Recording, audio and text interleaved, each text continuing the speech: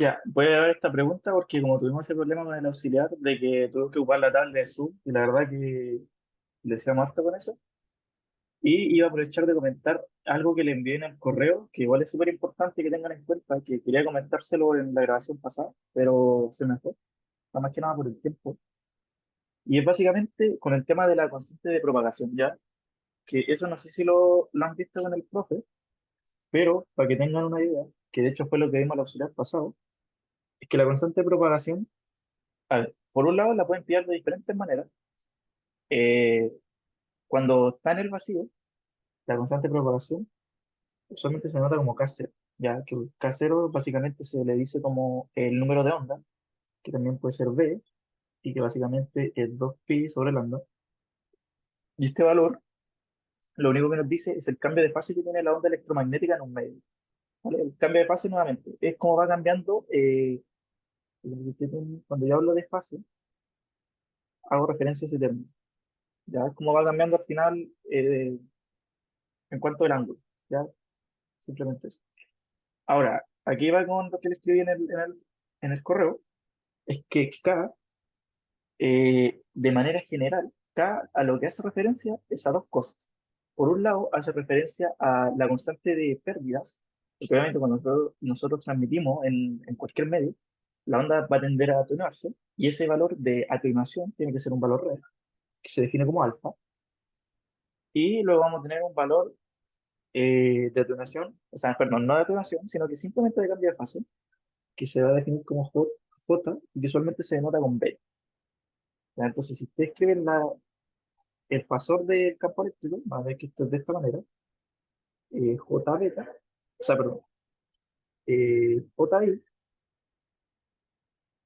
en Z, ¿ya? Donde I es SK, ¿ya? Por eso les digo que la notación a veces puede ser un poco difícil, porque dependiendo como que el libro tiene notación. Y es lo mismo que alfa más J beta, o K es lo mismo que alfa más J beta, ¿ya? Va a depender un poco de la notación. Pero nuevamente, lo que da cuenta el alfa son a las pérdidas, y perdón, este sí mejor. El A, el alfa da cuenta de pérdida de amplitud por el material y el beta a cambio de fase del campo eléctrico, simplemente. Esto lo pueden expresar como alfa zeta, o sea, como va perdiendo a medida que se mueve, y j beta, como va cambiando su fase a medida que se mueve. Ya que estoy quedando en eso. Simplemente eso.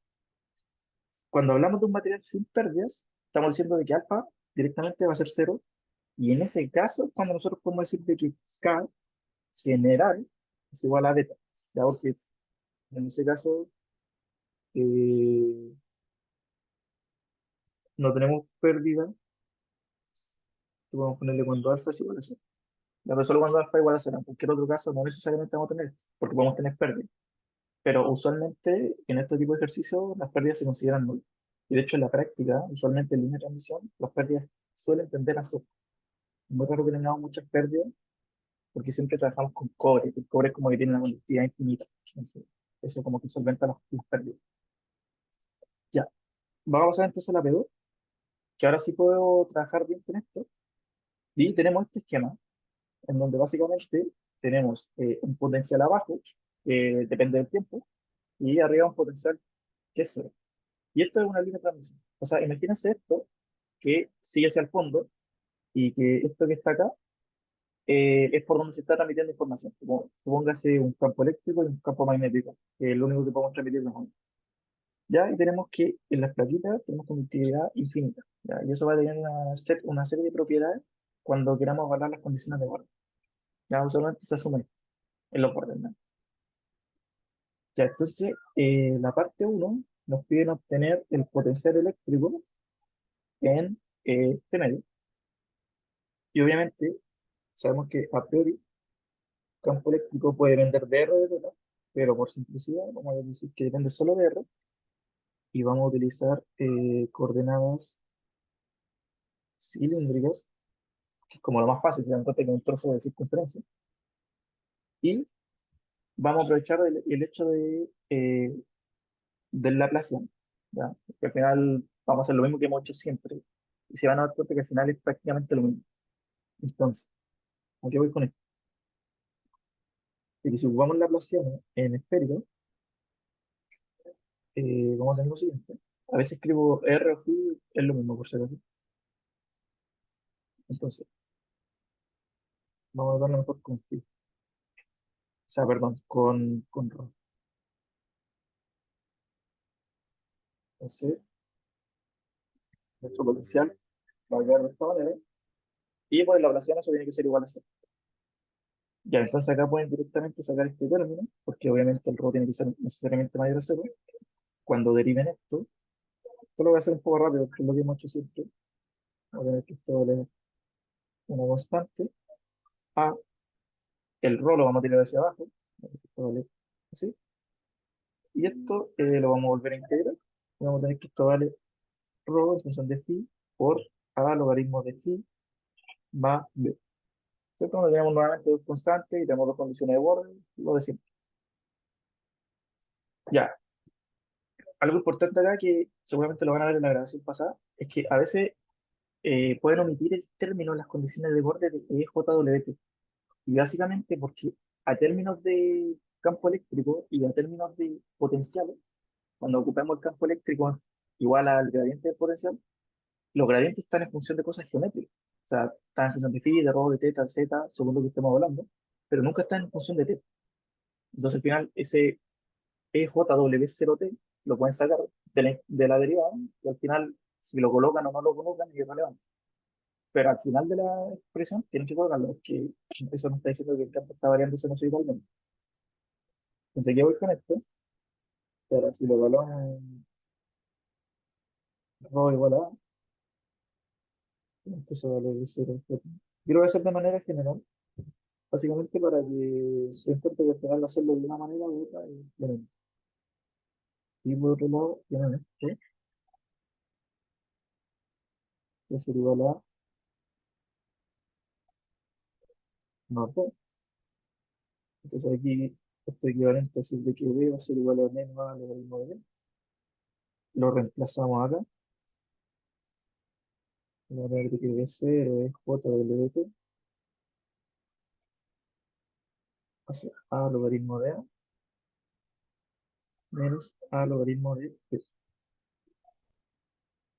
Vale, y acá podemos despejar directamente, vamos a hacerlo como A sobre B, por propiedad de logaritmo, y tenemos que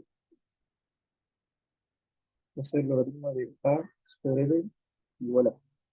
Vale, y ahí tenemos la constante A, y con la constante A podemos colocarla directamente acá y sacar la constante B. Esto, como les digo, es lo que fue todo el auxiliar puro. Entonces vamos a saltar ese paso de reemplazo y lo que vamos a obtener de manera general para el potencial magnético, o sea, perdón, para el potencial en general, va a ser de esta forma.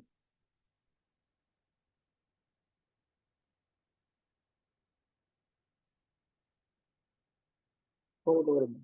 Se encuentra este término de de la derecha que si bien el potencial entre comillas depende de otro, es una constante, ¿vale? Así que ya lo vemos. Entonces, ahora nosotros podemos decir que el campo eléctrico, consume todo lo que depende, va a ser igual a menos el gradiente del potencial de pi, y esto en coordenadas cilíndricas, básicamente tomar todo este expresión de acá, y es simplemente la derivada con respecto a. Entonces, a eso es lo que voy. No es necesario que arrastren todo el rato ese j de t, porque al final eso depende, siempre depende en función de algo geométrico. Entonces, ese JWT siempre lo van a sacar para afuera. O sea, lo mismo si lo tienen ahí dando vuelta o no lo tienen dando vuelta. Entonces, a lo que voy es que esto va a ser cero y esto les va a quedar como de 0 JWT. Bueno, lo que voy a hacer, para sacar ese menos que tenemos acá, voy a pasarlo al logaritmo y voy a invertir el logaritmo. Entonces, vamos a tener que esto va a ser de sobre por el logaritmo, bueno, uno sobre phi, es phi tonto. Claro, el logaritmo al doble. Ya, cosa importante. Hay que preguntarse si como que esta es la expresión final del campo eléctrico. Y la verdad es que no, porque estamos considerando de que estamos en una línea de transmisión y como hemos estado viendo por ejemplo en ondas, sabemos que el campo eléctrico tiene una componente asociada debido a que se está trasladando en el medio, que esa constante que de hecho la dije al principio del video, que era E menos JI por beta, o sea, perdón, I por Z, que nos da cuenta del traslado del campo eléctrico. Y como acá estamos considerando un medio sin pérdida, siempre vamos a tener, o sea, simplemente vamos a tener beta. Sí. Aquí voy con toda esta explicación larga, que vamos a tener que el campo va a ser de esta manera, doble, o sea, perdón, TIZ va a ser igual a B0, JWT, W sobre A, M sobre Phi. Y tenemos que agregar esta componente que les digo, que nos da cuenta de que se está trasladando el campo eléctrico. Ya aquí pueden poner beta, pueden poner cassette, es lo mismo. Y vamos a poner cassette, que es como siempre lo vemos. Se mueve en final. Entonces, acá tenemos la expresión del campo eléctrico, de manera general. Ya de momento ninguna novedad, pero acá se pone un poco interesante, y es que tenemos que calcular la corriente superficial que hay en la plaquita A y en la plaquita B. Ya, vamos a tener en principio un problema con el tema de las condiciones de borde, y es que básicamente, esta es la parte 3, esta es la parte 2, es que sabemos que por condición de borde tenemos de que el campo magnético 1 y el campo magnético 2, los dos medios, va a ser igual a esa corriente, en este caso superficial. Ya, pero ¿qué implica el hecho de que tengamos una conductividad infinita? Lo que va a implicar es que en el otro medio, o sea, campo eléctrico acá, o sea, magnético, perdón, acá, va a ser cero, ¿ya? Una implicancia directa del hecho de que tengamos una conductividad infinita. Y es por eso que tenemos conductividad infinita, ¿ya? Para que nada afuera exista. Ya lo que veamos como en el ejercicio de uno, cuando tenemos esa pared, que nada pasa para el otro lado, ya, es como lo mismo acá. Entonces, ¿qué implica eso? De que el campo eléctrico en la parte 2 va a ser cero. Hay una página donde explican esto súper en detalle, de cómo las ecuaciones de Maxwell, cuando tenemos una pared eléctrica con conductividad infinita, cómo queda la expresión. Yo creo que se los voy a colocar en el foro, porque es interesante, porque se darán cuenta por qué pasa eso. Tenemos JS.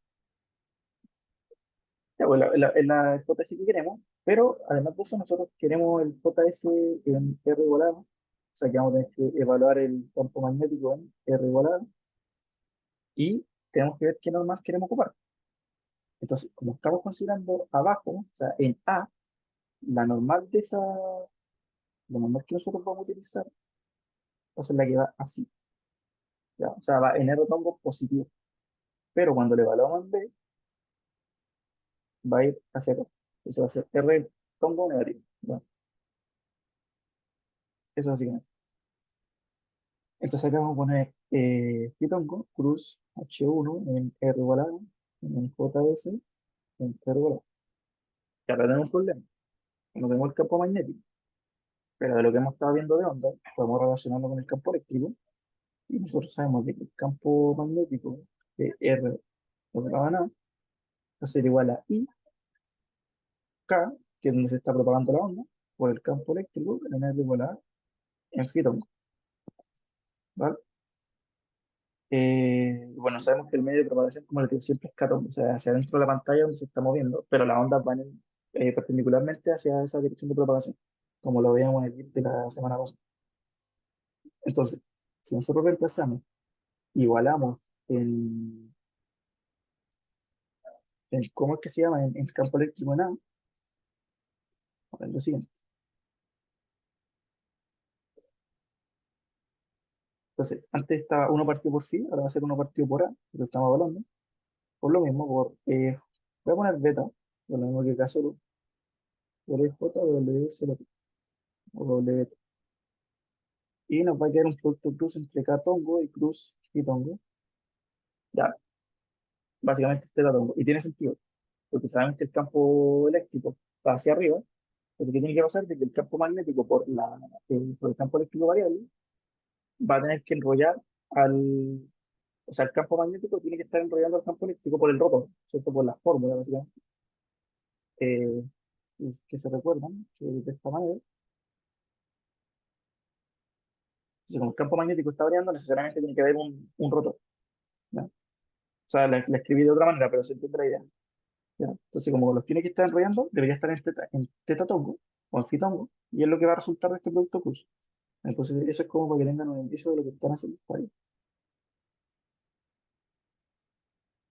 Entonces, van a llegar a esta expresión, se dan cuenta como todas las componentes de la variación del campo eléctrico en teta tongo. ¿Ya? Eh, ya, pues entonces, si saben, ahora sabemos el campo eléctrico, ahora vamos a ver la corriente, la densidad de corriente superficial, que era lo que queríamos buscar en un principio, que era esta expresión de acá. Entonces, vamos a esta expresión, la llevamos de abajo. Esto va a ser exactamente equivalente a esta expresión de acá. Y si se dan cuenta, al final lo único que cambia entre el campo magnético y la corriente superficial es básicamente la dirección, ¿cierto? Porque esto va de esta manera, pero lo que es en módulo al final es lo mismo. Así que quiero decir con esto de que la corriente va a ir de esta manera. Beta sobre A, J beta Z, por E, J doble beta. Y esto va a ir en catón.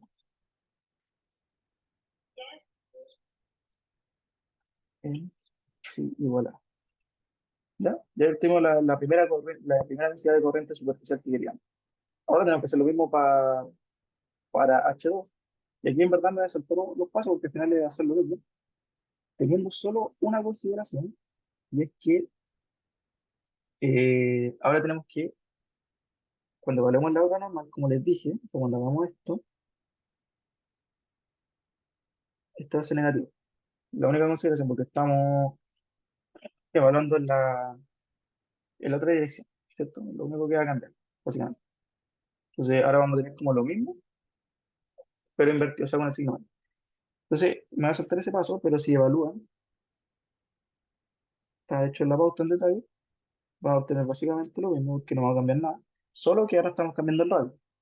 O sea, en vez de A va a ser en B sobre A por E menos J beta Z por E J doble T en catongo, perdón, en menos catongo ahora, y esto va a ser igual a este de acá, ¿vale? Y obtuvimos la expresión para ambos, o sea, para la densidad de corriente superficial. ¿Cuál es el siguiente paso? Queremos obtener la corriente solo en ese bordecito, ¿cierto? O sea, hay que voy con esto, por ejemplo, en R igual a, nosotros queremos obtener la corriente acá, sobre la corriente aquí, no al fondo y nada, solo queremos obtener la corriente que está ahí. Entonces eso es como súper directo, ¿sí? Porque ese ángulo no lo dan. Pero, por ejemplo, la corriente en A, vamos a ver acá, corriente en A, se le igual a la integral que va de 0 a teta 0 por JS R igual a por dt. Entonces, si evalúan eso, ya lo único que vamos a sacar es un teta afuera, un teta afuera, ¿cierto? Porque al final el JS no depende de teta, pero la misma expresión, básicamente, si no está constante, por un teta 0, ¿vale? Y, perdón, A por dt. A porque queremos sacar el arco, ¿cierto? Y el arco, digamos que es el radio por el ángulo. Bueno, entonces, se me había olvidado multiplicar acá por A. Entonces, cuando ustedes multiplican por A, se les va a ir esto que estaba acá abajo, ¿cierto? Que era el de la corriente superficial evaluada, ¿no?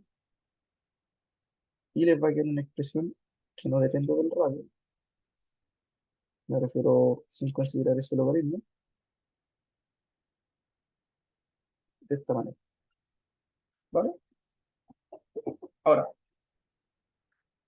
¿se dan cuenta? Usualmente antes cuando calculábamos las corrientes, las plaquitas, usualmente daba lo mismo. O sea, que el principio acá se van a dar cuenta que pasa lo mismo también. Entonces, esto voy a copiar esto acá. Yo creo que lo único que cambia, que ahora lo único que vamos a hacer es vamos a hablar lo mismo, pero en el radio más arriba. Entonces, en vez de A, va a ser B, va a ser B, esto va a ser B nuevamente, B, y ahora se cancelan esta parte. Esto se cancela, esto se cancela, y obtenemos esta, ¿vale? Y nos da, como les digo, el mismo valor de corriente.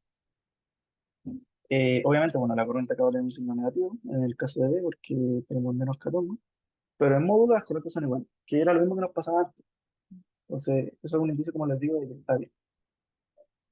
Ya, para la parte 4 nos dice que tenemos que calcular la potencia media transmitida en base al vector de Poynting, que fue lo que repasamos con harto detalle el auxiliar pasado, el vector de Poynting, que nos dice el tema de la energía, que en caso de ondas, el vector de Poynting va en la misma dirección de la energía, que de hecho es lo que tiene que estar viendo en la antena, por ejemplo. Entonces, eso ya deberíamos más o menos tener un concepto como una idea de lo que es. Entonces, la potencia media, solamente la vamos a calcular sobre una superficie, sobre un medio de la parte real, el campo eléctrico plus H, por la superficie que queremos hablar, que obviamente la superficie que queremos hablar va a ser donde solo se está transmitiendo, no tiene sentido considerar energía afuera, no la tenemos más energía, y bueno, acá en verdad hay algo más matemático, porque al final es simplemente reemplazar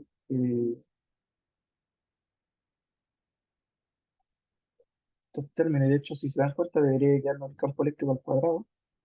¿Por qué?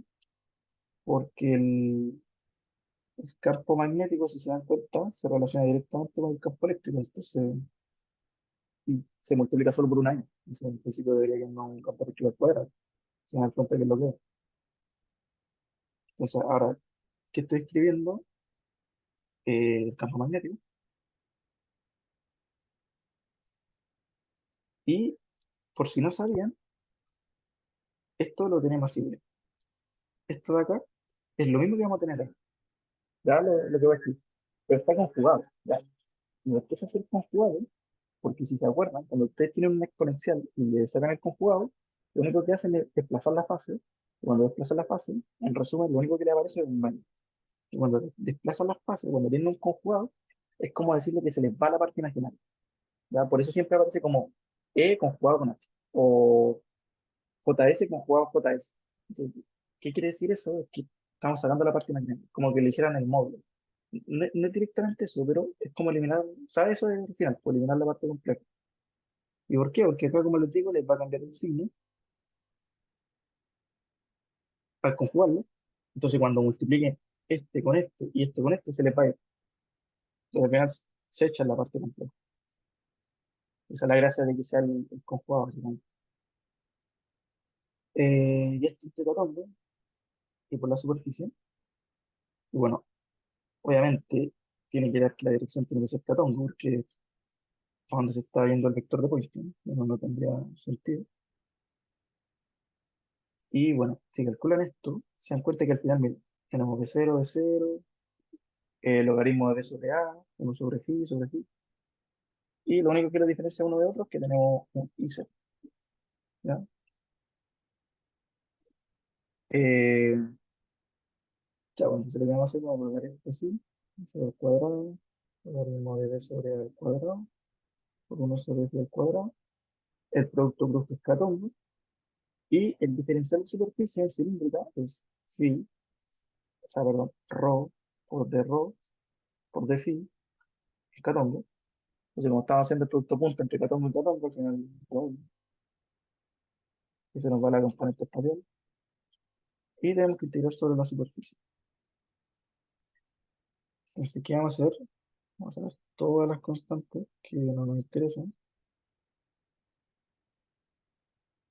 Entonces, todo el logaritmo de beta sobre A eh, al cuadrado. Y nos queda todo integral, ¿cierto? Acá se nos va un phi, o sea que nos queda uno sobre phi nomás, por d phi de teta, que va de A a B, que la sangre me interesa, y el ángulo va de 0 a teta 0. Y cuando resuelven eso, el resultado final, porque al final esta integral les queda logaritmo de B menos A, que es B partido A, y se nos va con este logaritmo de acá, se como, básicamente se va y nos queda todo este término, ¿vale?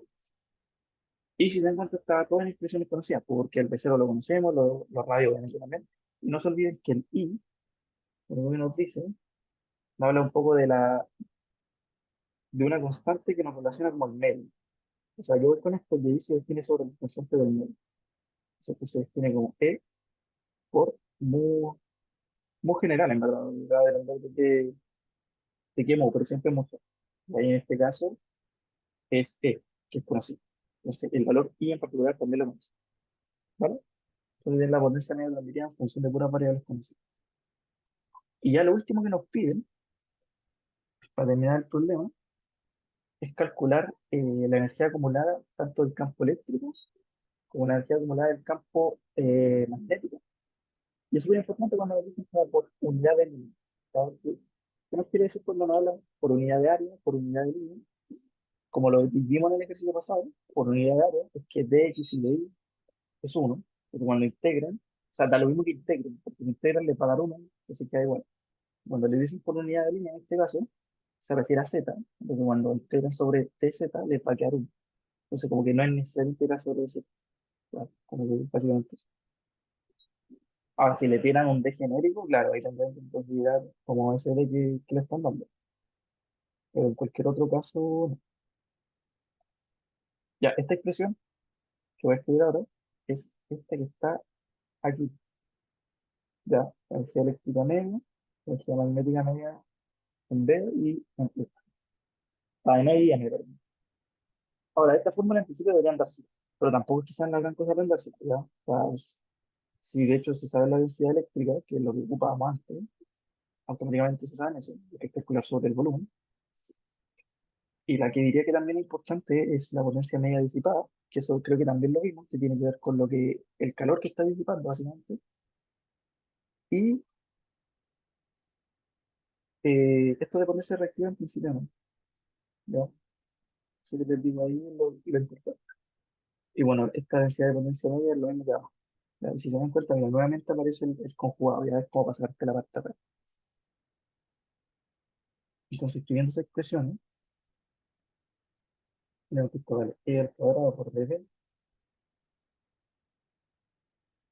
y, bueno, al final esto es pura matraca, ¿no? Porque el campo eléctrico ya lo conocemos, que a veces al cuadrado, logaritmo de Pitágoras al cuadrado, 1 sobre 2 al cuadrado por 3.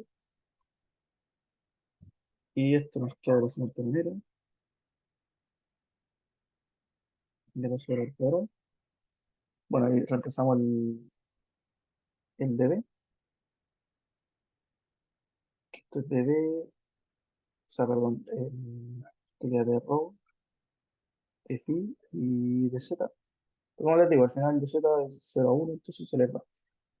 El rho obviamente lo mismo, de a dB y phi de 0 a teta 0. Entonces, si reemplazan todo eso, estoy con una expresión igual parecida a lo que habíamos tenido antes. Haremos de beta sobre. Ya, y para el campo magnético, para el campo magnético, eh, lo mismo que expresión, pero solo cambian del campo eléctrico por el campo magnético. Por eso les digo, si se saben, de hecho, una, prácticamente se sabe escuadra. Porque esto lo cambian por H, y obviamente esto lo cambian por mu cero, y listo. Ahora, con el campo magnético y el eléctrico, en este ejercicio pasa algo curioso. Es que ahora, si reemplazamos nuevamente, ¿cuál va a ser la única diferencia entre uno y otro? Es que vamos a tener un i al cuadrado, y el otro término va a ser igual. Y de hecho va a ser 1 sobre p al cuadrado. Y de hecho vamos a colocar al tiro la integral, que esto va a ser de phi, o sea, perdón, de rho a de rho, de phi a de z, de 0 a 1, de 0 también, a teta 0, y finalmente es de a a b. Pero la expresión nos va a quedar igual. nos va a quedar un cuarto por un cero, perder al cuadrado, dividir el cuadrado por ecuación, el logaritmo de eso. ¿Vale? Y en principio podría hacerle una pregunta así como, que puede ser como demuestre de que la energía eléctrica acumulada es igual a la energía magnética acumulada. ¿Ya? Pues podría fácilmente hacer una pregunta que sería en punto gráfico, porque si se dan cuenta, el I cuadrado, que de hecho lo escribimos recién acá arriba, lo relacionamos. Dice, mira, I cuadrado es esto al cuadrado por el, el E, ¿cierto? Por mu sub 0. Obviamente esto es lo mismo que E sobre mu sub 0. Entonces, si lo reemplazamos acá, esto va a ser 0, de 0 al cuadrado, esto va a 0, logaritmo de esa verdad, y esto va a ser E por U sub 0. Entonces la U sub 0 es normal, y nos queda de que esto vale E 0 al cuadrado por E 0, logaritmo de beta sobre A, por epsilon.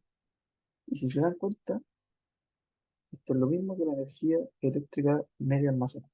¿Ven? Esta es la expresión. Son exactamente la misma.